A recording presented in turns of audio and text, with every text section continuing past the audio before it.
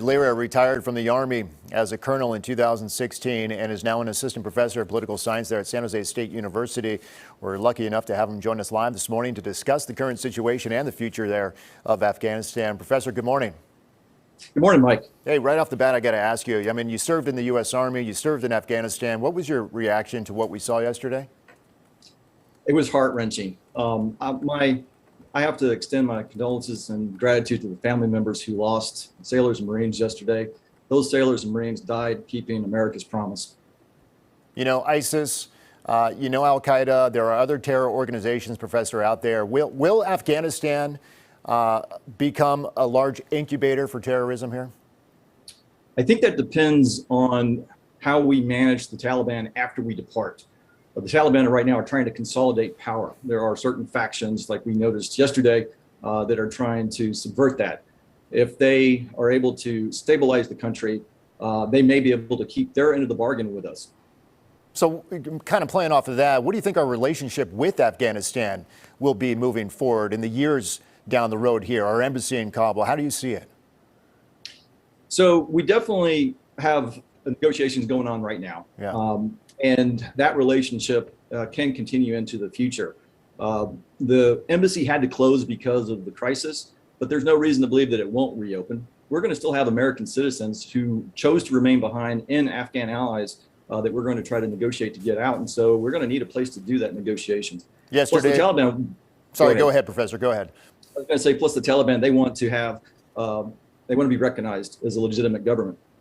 You know, we heard yesterday Republicans speaking out and this morning saying, quote, you know, this horrific national security and humanitarian disaster, the result of President Biden. I mean, what could have been differently done, you think, in the days and the weeks leading up to yesterday, which was, you know, again, tragically the deadliest day for American forces in Afghanistan in the last decade? Obviously, if we had more time to plan this out, we could have averted this. It's hard to second guess the commanders on the ground. Checkpoint operations are extremely dangerous. But if we'd had more time, I think that could have helped. Unfortunately, time is not on our side.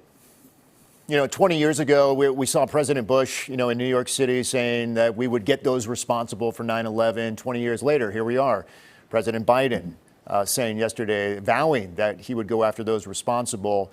You know, we're not going to have boots necessarily on the ground, you know, right after August 31st, from what we've been told now. So is this all about intel? Is this going to be drone strikes? And how long until we do get those responsible?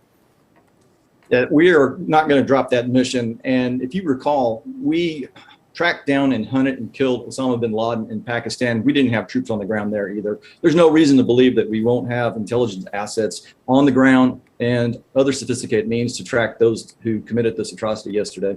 Yeah, we heard General McKenzie yesterday say, look, you know, we're going to accomplish this mission under stress. We understand that there could be another attack, but we're still going to continue to do our job.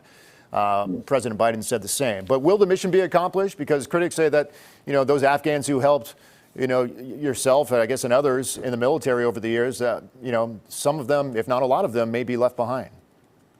So one way to look at this from a positive perspective is that we're on track, even if we depart by 31 August, the deadline, to get almost about 100,000 people out of that country. Obviously, we're not going to get everybody out of that country by that deadline. The mission will have to transfer from a military operation to a political negotiation later down the road. All right, Professor Leonard Lira, I appreciate your time and I appreciate your service to the U.S. military. Have a great weekend coming up here. Thanks. Thanks, Mike. You too. Yeah.